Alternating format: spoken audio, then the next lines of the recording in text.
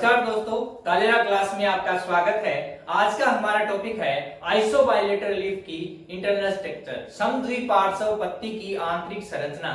समद्विपार्श्व पत्ती है जो आइसोबाइलेटरल लीफ है वो मोनोकोट्स के अंदर पाई जाती है, बेसिकली सामान्यतः। इसके अंदर जो लीफ है वो स्टेम तने के ऊपर समांतर रूप से लगी रहती है और जो आइसोबाइलेटरल लीफ है इसके अंदर जो इसकी दोनों सरफेस है, अपर और लोअर सरफेस, इन दोनों के ऊपर सूर्य का प्रकाश है वो बराबर मात्रा में ग्रहण होता है, जिससे इनकी संरचना है वो सिमिलर होती है, बिल्कुल समान होती है, संरचना में अंतर नहीं होता है, जिस वजह से भी इनके अंदर एक ही प्रकार का मेसोफिल के अंदर टिश्यू पाया जाता है, जो कौन सा है, स्पंजी टिश्यू। ये मोनोकोट के अंदर पाई जाती है आइसोबाइलेटरल लीफ। जो आइसोबाइलेटरल लीफ है इसके अंदर एपिस्टोमेटिक लीफ, उभयरंध्री जो ये पत्ती है, क्योंकि इनके दोनों तरफ जो अपर और लोअर है, एडेक्सियल और अबैक्सियल दोनों सरफेस है, उनके ऊपर स्टोमेटा वो पाए जाते हैं, इसलिए इनको एपिस्टोमेटिक लीफ कहते हैं। जो ये आइसोबाइलेटरल लीफ है इसके अंदर पैरेलल वेनेशन होता है, समांतर शिरा विन्यास पाया जाता है। आइसोबाइलेटरल लीफ के अंदर कौन सा विन्यास है, समांतर शिरा विन्यास पाया जाता है। अब इसमें देखें तो इसके अंदर सबसे ऊपर की तरफ क्या है, एपिडर्मिस है, अपर एपिडर्मिस, जो कौन सी सरफेस भी बोलते हैं हम, एडेक्सियल सरफेस। एपिडर्मिस के अंदर दोनों जो एपिडर्मिस है, अपर और लोअर एपिडर्मिस, वो एक परतीय होती है, सिंगल लेयर्ड होती है। दोनों एपिडर्मिस के ऊपर क्यूटिकल है वो समान पाई जाती है, जबकि हमने देखा था जो डाइकोट की डोर्सिवेंट्रल लीफ थी उसके अंदर जो अपर क्यूटिकल थी वो बड़ी थी, थिक थी, जबकि जो लोअर क्यूटिकल थी वो क्या थी, थिन थी। इसके अंदर क्यूटिकल है वो इक्वल होती है दोनों में, और दोनों तरफ है वो स्टोमेटा रंध्र पाए जाते हैं। जो मोनोकोट की लीफ होती है, मोनोकोट के अंदर जो स्टोमेटा होते हैं, स्टोमा, उनके अंदर दो गार्ड कोशिकाएं होती है, डंबलाकार, डंबल शेप्ड गार्ड सेल होती है, जिनके अंदर क्लोरोप्लास्ट हरितलोक भरा हुआ रहता है। अब इसके नीचे की तरफ देखें तो हम, उसके बाद एपिडर्मिस के बाद में नीचे की तरफ, इसमें एपिडर्मिस में ही कुछ कोशिकाएं हैं वो सामान्य कोशिकाओं से आकार में बड़ी हो जाती है, विशेष आकार की हो जाती है, जिनको हम बुलिफॉर्म कोशिकाएं या आवर्त तवक कोशिकाएं, आवर्त तवक या फिर मोटर सेल चलन कोशिकाएं कहते हैं। ये जो बुलिफॉर्म कोशिकाएं होती है, ये कोशिकाएं क्या है कि इनके अंदर जल है वो आने से ये सेल्स है वो टर्जित हो जाती है, स्फीत हो जाती है, फूल जाती है।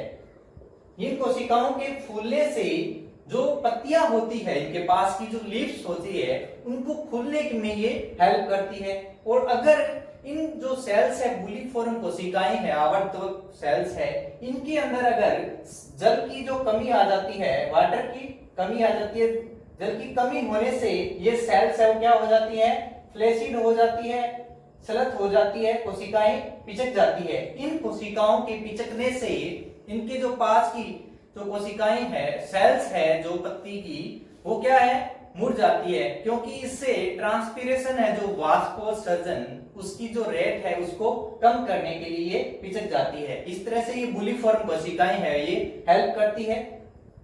इसके बाद में दूसरा नीचे की तरफ हम देखें नेक्स्ट, तो मेसोफिल जो है पर्ण मध्योतक है। जो मोनोकोट लीफ है इसके अंदर, मेसोफिल के अंदर सिर्फ एक ही प्रकार का टिश्यू पाया जाता है, कौन सा, स्पंजी टिश्यू पाया जाता है। ये जो स्पंजी टिश्यू है, स्पंजी उत्तक है या स्पंजी मर्दूतक है, इसके अंदर हरितलोक पाया जाता है, अंतरकोशिकीय अवकाश इसमें कम पाया जाता है, और इसकी जो कोशिकाएं हैं इनमें क्लोरोप्लास्ट पाया जाता है, और ये प्रकाश संश्लेषण के द्वारा जल भोजन का निर्माण करती है। प्रकाश संश्लेषण के द्वारा पर्ण मध्योतक की जो कोशिकाएं हैं ये भोजन का निर्माण करती है। जो लीफ है इनके अंदर मोनोकोट और डाइकोट दोनों के अंदर, लीफ के अंदर एंडोडर्मिस और पेरिसाइकिल है वो एब्सेंट होती है, अंतस्थ त्वचा और परिरम है वो अभाव होता है इनका। उसके बाद में सवनपुल वेस्कुलर बंडल, सवनपुल के अंदर कैसे इनका प्रकार है, सवनपुल है वो संयुक्त, सहपार्श्विक और क्लोज टाइप के होते हैं, कॉन्जॉइंट कोलेटरल और क्लोज टाइप के होते हैं। इनके अंदर जो लीफ है, लीफ के अंदर मोनोकोट और डाइकोट दोनों के अंदर ही क्लोज्ड, बंद या एवर्दी प्रकार के संवहनकुल होते हैं। जबकि जो हमने देखा था प्रीवियस क्लासेस के अंदर, जो रूट थी, जड़ के अंदर और स्टेम दोनों के अंदर मोनोकोट और डाइकोट में क्या था, इसके डिफरेंसेस में, कि जो मोनोकोट था उनके अंदर तो क्लोज टाइप के वेस्कुलर बंडल थे, जबकि डाइकोट थे रूट और स्टेम में, उनके अंदर ओपन टाइप का वेस्कुलर बंडल था। लीफ के अंदर मोनोकोट और डाइकोट दोनों के अंदर क्लोज टाइप के वेस्कुलर बंडल है। उसके इसमें देखें हम तो जो वेस्कुलर बंडल है उसके बाहर की तरफ पेरेन्काइमा मर्दूतक कोशिकाओं का बना हुआ बुल आछंद बंडल शीत होता है। तो ये वेस्कुलर बंडल है, बड़े जो वेस्कुलर बंडल होते हैं उनके दोनों तरफ ऊपर और नीचे अडेक्सियल और अबेक्सियल सरफेस की तरफ स्क्लेरेन्काइमा दर्द उत्तक कोशिकाओं की एक रीजन पाया जाता है, क्षेत्र पाया जाता है, जो कि अपर और लोअर दोनों एपिडर्मिस तक विस्तारित होता है, जिसको हम एक्सटेंशन ऑफ बंडल शीथ पुल आछंद का विस्तार क्षेत्र भी कहते हैं।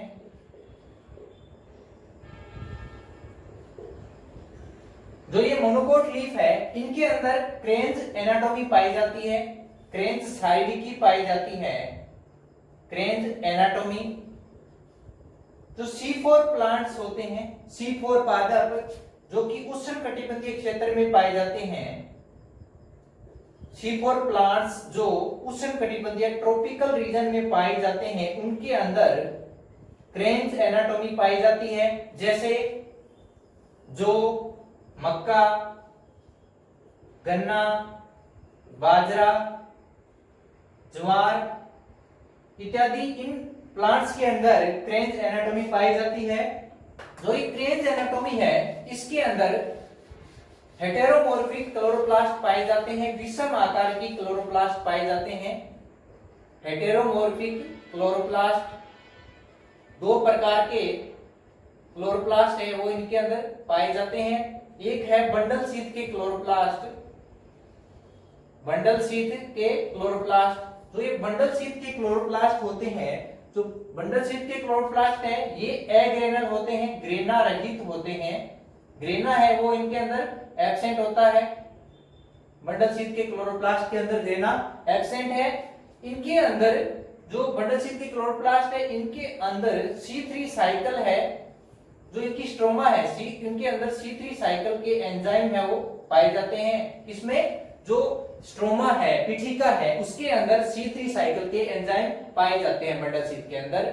और जो दूसरा है मेसोफिल क्लोरोप्लास्ट, मेसोफिल क्लोरोप्लास्ट है, उसके अंदर ग्रेना पाई जाती है, ग्रेना इसमें प्रेजेंट है, ग्रेनल क्लोरोप्लास्ट है ये, ग्रेना इसमें पाई जाती है। और इसके अंदर C4 चक्कर के एंजाइम है वो पाए जाते हैं, C4 साइकिल के एंजाइम है वो मेसोफिल सेल्स के अंदर इसमें पाए जाते हैं।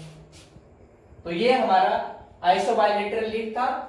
डायग्राम में देखें हम तो अपर और लोअर दोनों एपिडर्मिस दोनों के अपर और लोअर के अंदर स्टोमेटा और ऊपर की तरफ जो अपर एपिडर्मिस है, इसके अंदर बुलिफारम सेल्स थी। और जो बड़े वेस्कुलर बंडल है, इसके दोनों तरफ के जो भाग है, इसमें क्या है, स्क्लेरेन्काइमा कोशिकाओं का बना हुआ एक भाग है, जिसको हम एक्सटेंशन ऑफ बंडल शीथ या बंडल जो पुल आछंद है उसका विस्तार वो बताते हैं। जो मेसोफिल है पर्ण मध्योतक, ये सिर्फ एक ही प्रकार के उत्तक स्पॉन्जी पेरेन्काइमा या स्पंजी टिश्यू का बना होता है।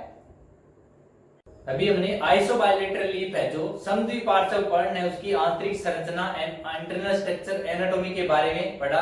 अब हम जो डोर्सिपेंटल है और जो आइसोबाइलेटरल लीफ है, जो डाइकोट और मोनोकोट की, उनके अंदर डिफरेंसेस देखते हैं। जो डोर्सिपेंटल लीफ है ये डाइकोट में पाई जाती है, द्विबीजपत्री में, और जो आइसोबाइलेटरल लीफ है ये मोनोकोट में पाई जाती है। जो डोर्सिपेंटल लीफ है, इसकी जो एपिडर्मिस है, इसकी तो दोनों अपर और लोअर एपिडर्मिस है, इनमें डिफरेंसेस होता है। जो अपर एपिडर्मिस है, इसकी जो ऊपर वाली, इसके ऊपर क्यूटिकल है, जो वो थिक क्यूटिकल होती है, मोटी उपत्वचा पाई जाती है अपर एपिडर्मिस पर। जबकि जो लोअर एपिडर्मिस है, जो अबेक्सियल सरफेस है, इस पर क्या है, थिन क्यूटिकल पाई जाती है। ऊपर की तरफ थिक और नीचे की तरफ थिन क्यूटिकल पाई जाती है। जबकि मोनोकोट है, मोनोकोट के अंदर क्यूटिकल है वो अपर और लोअर दोनों एपिडर्मिस के ऊपर एक समान रूप से पाई जाती है। स्टोमेटा है जो रंध्र है वो भी जो डाइकोट है, डाइकोट की लीफ है, डोर्सीवेंट्रल लीफ है, इसके अंदर ऊपर वाली तरफ है वो या तो एब्सेंट होते हैं या बहुत कम स्टोमेटा होते हैं। नीचे की तरफ लोअर सरफेस है इसके ऊपर स्टोमेटा पाए जाते हैं। जबकि आइसोबाइलेटरल लीफ है, समद्विपार्श्व पर्ण है, उसके अंदर स्टोमेटा अपर और लेयर दोनों तरफ है वो इक्वली पाए जाते हैं। इसलिए इसको क्या बोलते हैं हम? एम्पिस्टोमेटिक लीफ, उभय रंध्री पत्ती। किसको? आइसोबाइलेटरल लीफ को। जबकि जो डोर्सीवेंट्रल लीफ है इसको क्या बोलते हैं? हाइपोस्टोमेटिक लीफ, हाइपोस्टोमेटिक लीफ, अधोरंध्री पत्ती। आगे इसमें नेक्स्ट बात करें हम तो जो डाइकोट की लीफ है, डोर्सीवेंट्रल लीफ है, इसके अंदर रेटिकुलेटेड वेनेशन होता है, रेटिकुलेट वेनेशन, जालिकावत शिरा विन्यास पाया जाता है, जालिकावत शिरा विन्यास डाइकोट के अंदर। जबकि जो मोनोकोट है, मोनोकोट के अंदर पैरेलल वेनेशन पाया जाता है, पैरेलल वेनेशन, समांतर शिरा विन्यास पाया जाता है मोनोकोट के अंदर, समांतर शिरा विन्यास। जो डाइकोट की डोर्सीवेंट्रल लीफ है ये क्या है? ये कैसे लगी होती है, पोजीशन क्या है इसकी? ये समांतर लगी होती है, हॉरिजॉन्टल, हॉरिजॉन्टल। जबकि मोनोकोट की लीफ है जो आइसोबाइलेटरल लीफ है ये उदग्र वर्टिकल लगी रहती है, वर्टिकल लगी रहती है। इसके बाद में इसमें हम देखें आगे तो जो डोर्सीवेंट्रल लीफ है इसके अंदर जो बुलिफॉर्म कोशिकाएं हैं, आवर्तक या फिर मोटर सेल्स है वो एब्सेंट होती है। आवर्तक कोशिकाएं हैं वो डाइकोट के अंदर डोर्सीवेंट्रल लीफ में एब्सेंट है। जबकि जो आइसोबाइलेटरल लीफ है इसके अंदर बुलिफॉर्म या आवर्तक कोशिकाएं वो पाई जाती है। अभी हमने आइसोबाइलेटरल लीफ के अंदर पढ़ा था। अब इसके बाद में इसमें नेक्स्ट है फ्लोएम पैरेन्काइमा। जो डाइकोट की लीफ है इसके अंदर फ्लोएम पैरेन्काइमा वो पाया जाता है, जबकि मोनोकोट के अंदर फ्लोएम पैरेन्काइमा वो एब्सेंट होता है। क्रेन्ज एनाटॉमी, क्रेन्ज शारीरिकी है वो डाइकोट के अंदर एब्सेंट है, जबकि मोनोकोट के अंदर क्रेन्ज एनाटॉमी, क्रेन्ज शारीरिकी पाई जाती है, जिसके अंदर दो प्रकार के क्लोरोप्लास्ट थे। एक थे बंडल शीट के क्लोरोप्लास्ट और एक थे मेसोफिल के क्लोरोप्लास्ट। जो बंडल शीट के क्लोरोप्लास्ट थे वो एग्रेनल थे, ग्रेना रहित थे, जिनके अंदर C3 चक्कर है उसके एंजाइम पाए जाते हैं। जबकि जो मेसोफिल के जो क्लोरोप्लास्ट थे वो ग्रेना सहित थे, जिनके अंदर C4 चक्कर के एंजाइम पाए जाते हैं।